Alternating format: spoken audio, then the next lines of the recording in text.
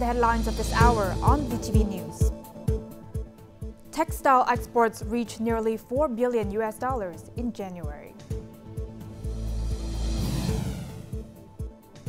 And later on, Lamdong farmers promote local specialties on e-commerce platforms.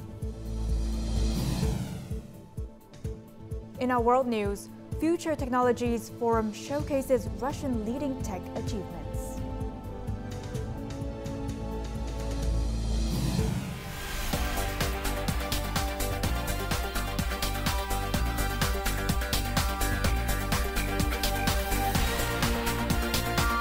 Broadcasting from Hanoi, the capital of Vietnam, VTV News starts right now. Good afternoon, it is 3 p.m. local time and you're watching VTV News. I'm Huyen Tan with the top stories. In January, Vietnam's textile exports reached nearly $4 billion, up 12% from the same period last year. This figure is impressive given the end of holiday seasons and current low purchasing power.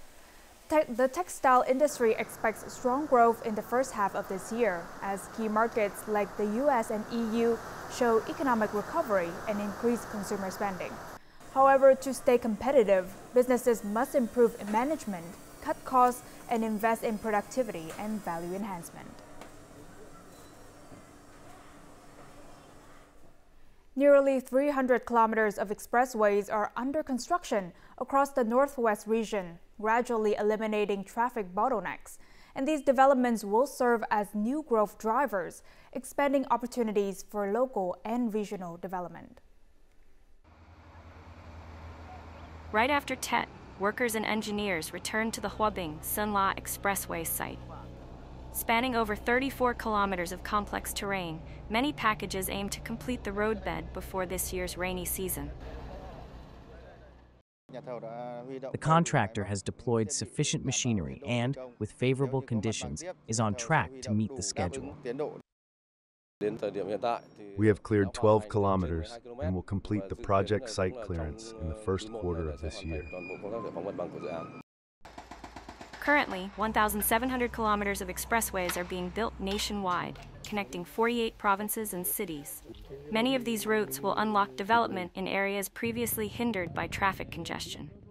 Hoa Binh has planned to leverage the expressway by developing the Da River Reservoir area for tourism, while designating both sides of the route for residential and industrial zones.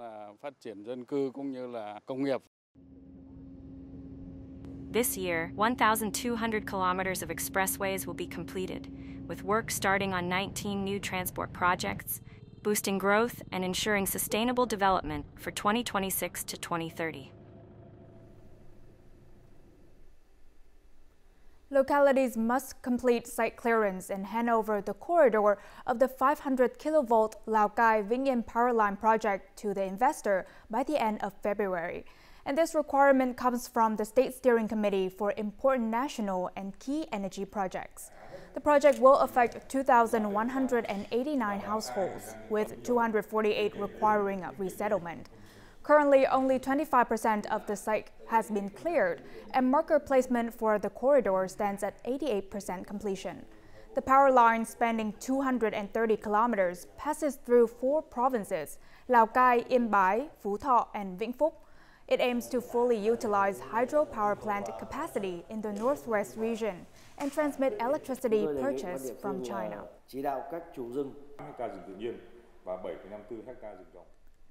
Many farmers and agricultural cooperatives are embracing digital transformation through e-commerce platforms, and this approach has helped expand their market reach and connect them directly with consumers. It not only increases product value, but also creates stable distribution channels for regions with unique agricultural products. This Cricket farmer actively shared his farming activities on social media platforms. His story, like those of many other farmers, has captured widespread attention, gaining millions of views and tens of thousands of followers. We record and share everything we do. The hard work we put into the farm and fields resonates with customers, encouraging them to support our products. Recognizing the rapid growth of digital technology, Zoom launched the Atuco e-commerce app, which features over 20 local specialty agricultural products. Transparency in product origin and production processes has become a key factor in expanding distribution networks on e-commerce platforms. By connecting local farmers, these digital channels have provided new and effective sales opportunities for agricultural products. Previously, our family sold products through traditional channels, but now we're working to bring them online. This has helped more people discover our products. With certifications such as OCOP and ISO 22000, which meet export standards, local producers have become more confident about collaborating and bringing their goods to e-commerce platforms. Direct interaction between farmers and consumers have effectively increased the visibility of regional agricultural products and adopt e-commerce as a key distribution channel. The Ministry of Finance has rejected a local government's proposal to tax saving deposit interest. The ministry recommended maintaining the current personal income tax exemption for savings interest as part of its draft law on personal income tax. Under current regulations, individuals are exempt from taxes on interest earned from saving deposits at credit institutions or foreign bank branches. This exemption covers various deposit types, including demand deposits, term deposits, savings accounts, certificates of deposit, and promissory notes, all of which follow the principle of full principal and interest repayment. Only business and corporate savings interest income is subject to corporate income tax. Now, since the beginning of 2025, Guangnan Province has implemented nearly 100 agricultural linkage projects. These initiatives provide farmers with stable market access while guaranteeing businesses a reliable supply of raw materials. And through this transparent profit-sharing model, both productivity and product quality have improved, helping overcome the challenges of small-scale, fragmented farming. During the latest harvest season, farmers in Hung An Town cultivated the new Hung Bing rice variety across nearly 10 hectares. This high-yield variety offers a 115-day growth cycle with strong resistance to lodging and pests, yielding over 7 tons per hectare. This linkage model has enabled businesses to provide fertilizers and seeds with deferred payment terms while guaranteeing to buy the entire harvest above market prices, giving farmers more confidence in their production. This season has been highly efficient. The yields on this field are much higher than previous years, and I look forward to continuing to work with our partners. From the outset, we committed to ensuring procurement of all farmers' produce at a slightly higher price than the market average. During harvest time, companies purchased fresh rice directly from the fields while using mechanized harvesting methods. This linkage has helped reduce labor costs and increased farmers' income per unit area. Our goal with this linkage model is to help farmers transition to large-scale production through a closed-loop system. We provide seeds, fertilizers, and technical guidance at the start of the season and guarantee product purchase at harvest time. During the 2 growing seasons of 2024, nearly 30 companies partnered with agricultural cooperatives in Guangnan Province, engaging tens of thousands of farmers in high-quality commercial rice production across more than 5,200 hectares. This value chain approach has both increased economic returns per hectare by 35% and reduced uncertainties for farmers. With approximately 10,800 hectares for the flower cultivation sector and an estimated productivity of 4.4 billion stems in 2024, the highland city of Đà Lạt ranks among Vietnam's leading flower production hubs. However, the sector faces increasing competition from imported flowers and other domestic cultivation regions. To remain competitive and achieve sustainable growth, local flower growers have invested in new flower varieties and advanced technologies. More on this in the following. These temperate flowers, which are traditionally grown from imported bulbs, are now being cultivated more efficiently thanks to technological advancements. Instead of importing fully grown bulbs, gardeners now import only tissue-cultured seedlings, which they further develop locally. These flowers require significant investment in infrastructure, including factories, irrigation systems, and climate control to ensure optimal growing conditions. Beyond production, improving the flower market and distribution channels are the new key focus. The Dalat Flower Exchange plays a crucial role in stabilizing the market by integrating technology into purchasing, storage, and packaging, all aimed at ensuring consistent quality and pricing for farmers. With proper classification, buyers can access high-quality flowers at competitive prices. We prioritize developing key flower varieties and continuously introduce new breeds to align with market trends and consumer preferences. Flower cultivation is highly profitable, generating an average revenue of $40,000 per hectare per year. Lamdong Province aims to establish Dalat City as a premier flower production center in Southeast Asia, ensuring a high-value and sustainable future for the flower sector.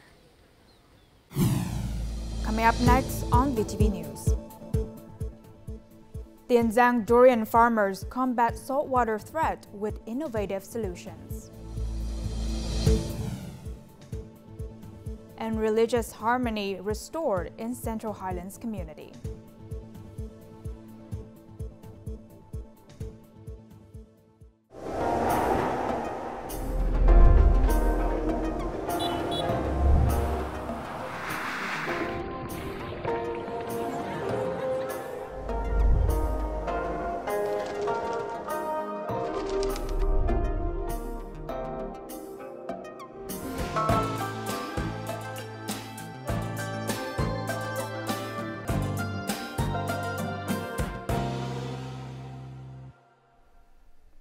Welcome back to VTV News.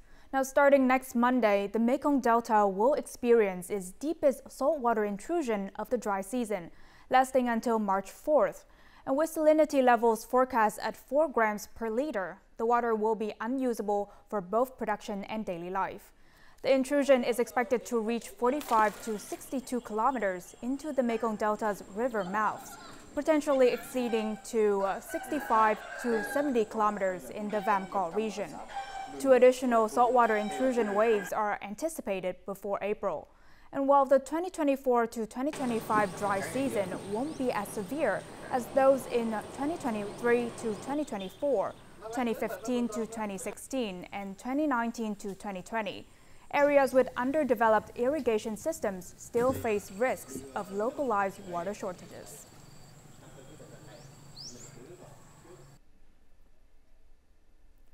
With over 24,000 hectares of farmland, the Anzang is the Mekong Delta's largest durian growing province. While durian is a valuable crop, it is highly sensitive to salt in irrigation water. And to protect their crops, the Anzang farmers are taking various measures against saltwater intrusion. Located on Long Duc Island in Cai Lậy District, Tiền Giang Province, this is one of the 2 underground wells. Drilled to a depth of 300 meters, the well provides irrigation water for over 37 hectares of durian trees during periods of saltwater intrusion. Residents of Long Duc Islet are thrilled about this well, as it provides essential water during saltwater intrusion. Without it, we would struggle, as buying water is expensive. The Anzang province has invested in 16 backup underground wells to support irrigation to Islet Commons of Cai Lậy District, a key durian growing area.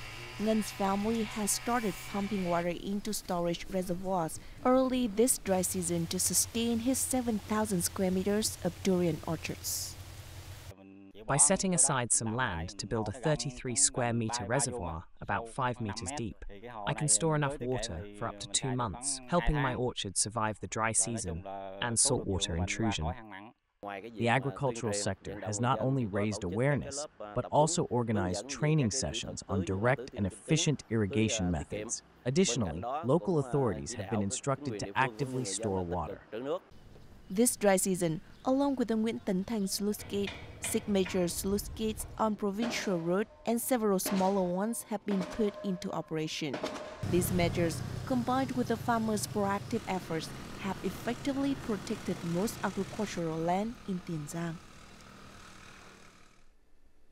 Nearly 1,800 temporary and damaged houses across the country were demolished last week, bringing the total number of supported houses to over 100,000, according to the Ministry of Labor, Invalids and Social Affairs. The support programs provide housing assistance to people who have made meritorious contributions to the revolution. As of Friday, 58 localities nationwide have formed provincial, district, and commune steering committees to oversee the program's effectiveness. 5 localities, including Hà Nội, Hải Phòng, Quảng Ninh, Vĩnh Phúc, and Bà Rịa Vũng Tàu, no longer have any temporary or damaged houses.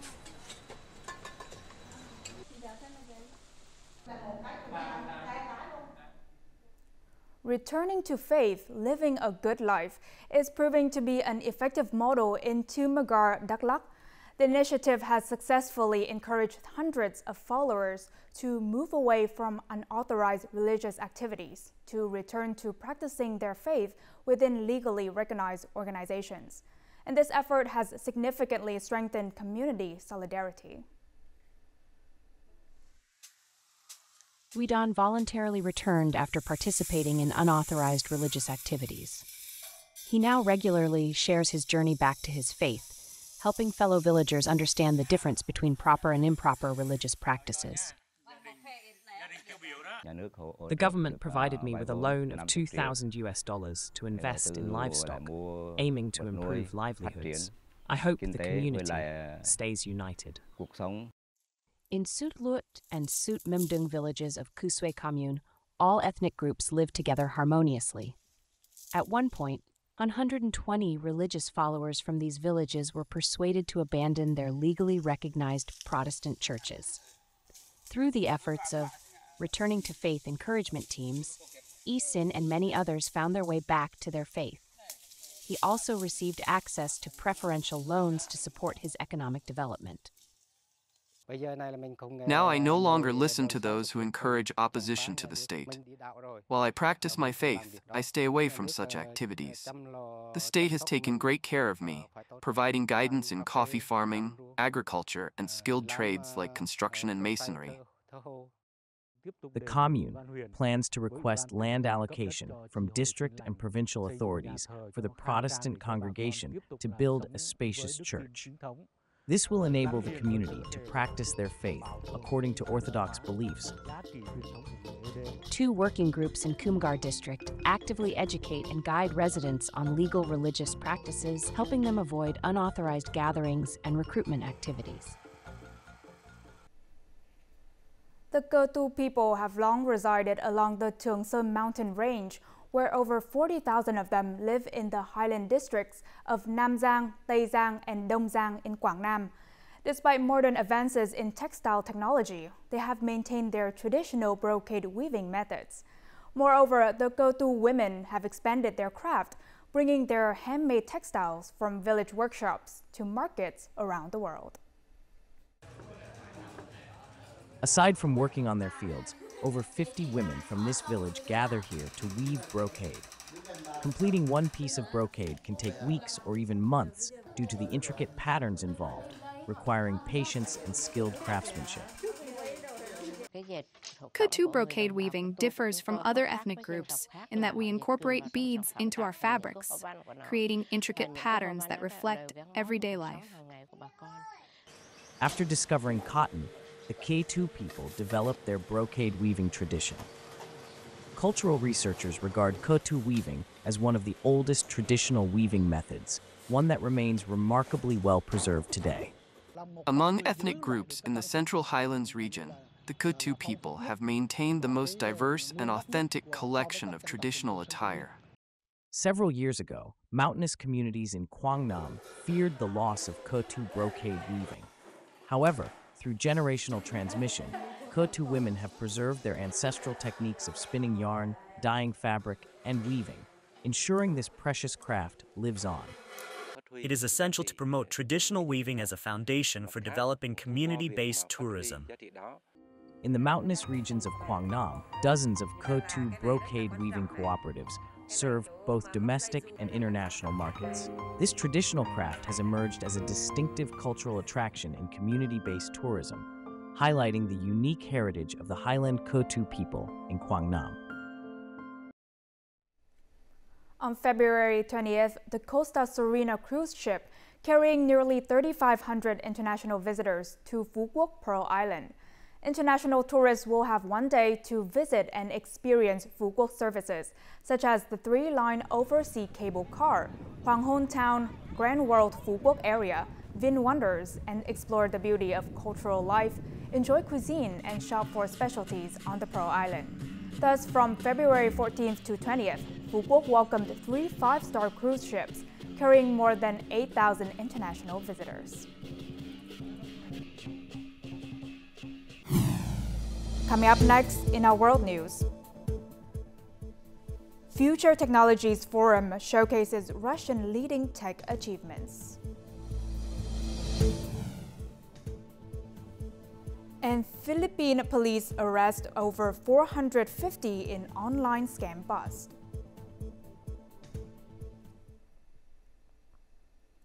Now moving on to our world news, the 2025 Future Technologies Forum is taking place in Moscow, Russia, bringing together government officials, business representatives, leading experts, and researchers. The forum centers on the theme of new materials and chemistry. In his greeting, Russian President Vladimir Putin expressed hope that the event will foster in-demand inter-regional and interstate projects, along with innovative solutions in strategic sectors, including economy, energy, medicine, space programs, and other science-intensive areas. Materials for nuclear power stands as one of the highlight topics this year. The forum features an exhibition of advanced developments where leading Russian corporations will showcase breakthrough technologies and achievements in chemistry and new materials.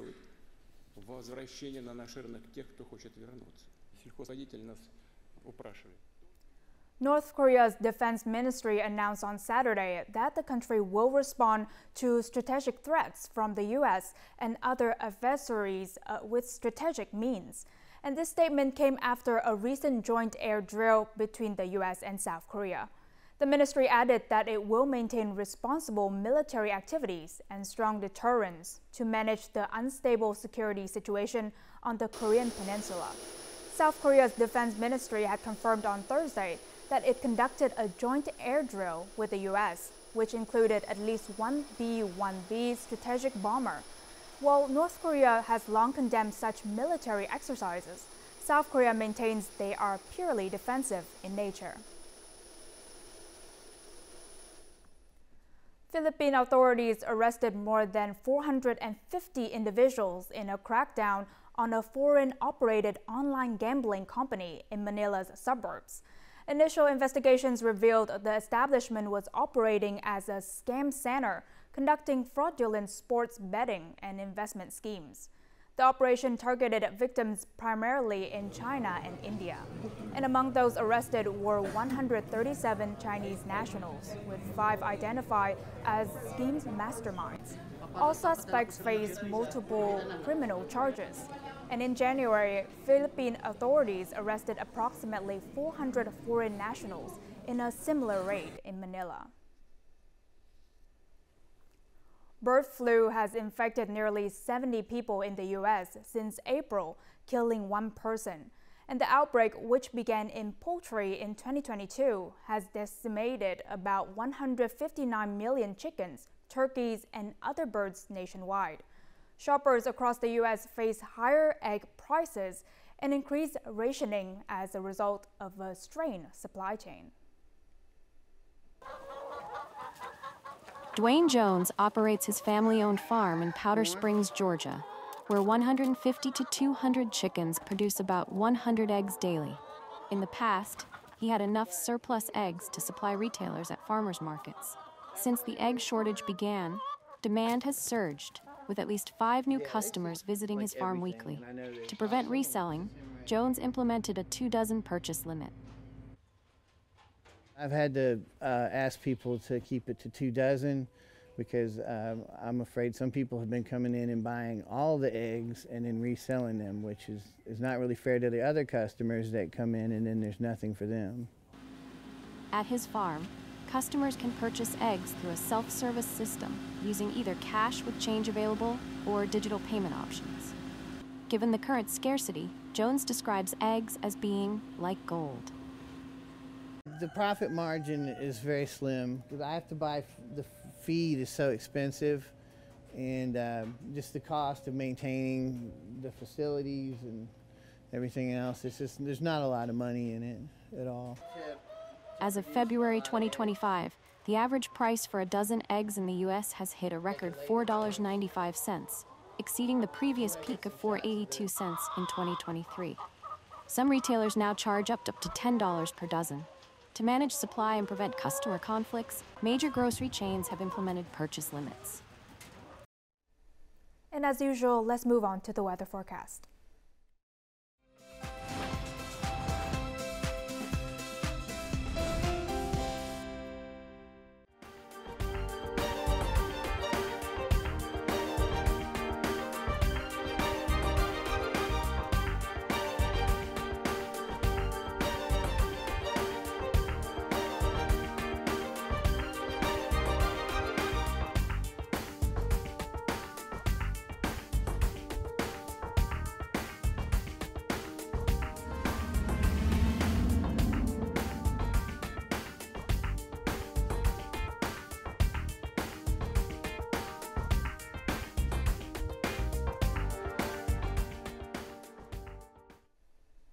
And that's all the news we have for this hour. To rewatch our program, you can download our mobile app, VTVgo, or check out our YouTube channel, VTV4Go. Thank you for watching and see you next time.